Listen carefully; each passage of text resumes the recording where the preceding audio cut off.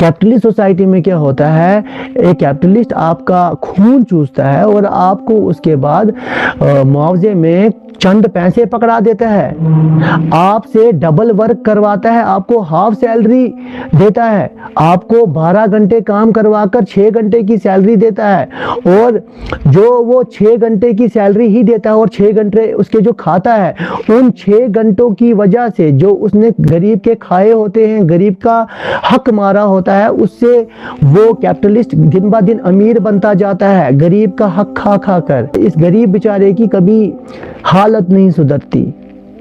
भाई कम से कम शर्म करो भाई, आप खून चूस रहे हो, 10,000, 5,000, 2,000, 3,000, भाई ये क्या लगा के रखा है भाई। एक मजदूर आज दिन में अगर निकलता है, दिन में वो 800 रुपया, अगर मामूली सा मजदूर भी होगा, दिन में वो 800 रुपया कमाता है, 800 रुपीज, और अगर थोड़ा सा कसबदार होगा 1000 रुपया कमाता है। उस एतबार से अगर उसकी महीने में अगर उसके मान लीजिए 25 दिन आ गए, 4 दिन उसने 5 दिन से छुट्टी भी कर ली, 25 दिन आ गए उसके वर्किंग डेज, तो वो 25,000 आराम से कमा लेता है। बट आप प्राइवेट स्कूल वाले टीचर को क्या देते हो? प्राइवेट स्कूल वाले टीचर को आप 5,000, 6,000, 7,000, 8,000, उसकी क्वालिफिकेशन की कोई वैल्यू नहीं है क्या? उसने जो पढ़ा है, उसने जो हासिल किया है, उसकी आप इतनी ही वैल्यू लगा रहे हो। जो उसने पीजी की है, पीएचडी की है, एमफिल किया है, क्या उसकी पढ़ने की इतनी सी वैल्यू थी? क्या उसने अपने 27 साल 28 साल जो पढ़ाई में लगाए, क्या उसने अपने पढ़ाई जाया कर दी? अगर आप देखोगे 15 साल तक बंदा 10th तक की पढ़ाई पढ़ता है और 12th तक वो 18 ईयर्स का होता है, 21 साल का जब वो कंप्लीट होता है उसकी ग्रेजुएशन होती है, फिर वो 2 साल लगा देता है पोस्ट ग्रेजुएशन में, होता है 25 साल, फिर वो लगा देता है और 3 साल 4 साल किसमें? पीएचडी में। तो उसकी ये 30 साल की जो जिंदगी जाती है, क्या वो उसने 30 साल की जो जिंदगी अपनी दी, क्या उसने इन्हीं 10,000 के लिए दी है? क्या उसको यही 10,000 चाहिए थे? क्या उसके साथ यही इंसाफ हो रहा है?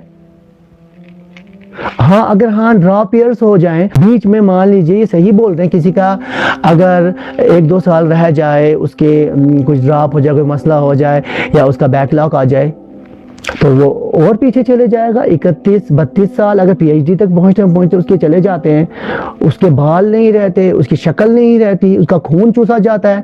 फिर यही सोसाइटी उस बंदे को थोड़े से पैसे देती है प्राइवेट स्कूल में 10,000 और ऊपर से काम दे देती है 50,000 वाला। फिर बोलते हैं कि हमारी सोसाइटी में ये जो रिच और पुअर का गैप है, ये कम क्यों नहीं होता? भाई कैसे होगा कम?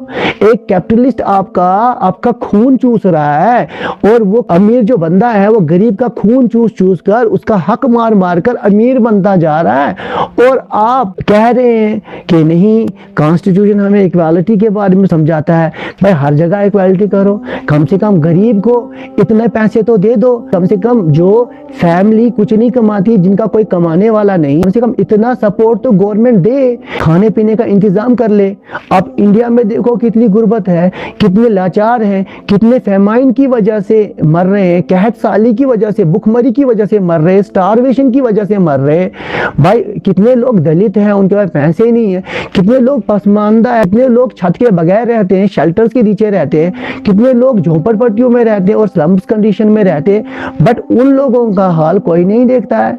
यही मेरी रिक्वेस्ट है, एटलीस्ट सुधर जाओ। सोसाइटी में ये अमीर अमीर अमीर लगा के रखा है, गरीबों का कोई हाल सुनता नहीं, उनको कोई सहारा नहीं देता, तो एटलीस्ट ये तो देख लो।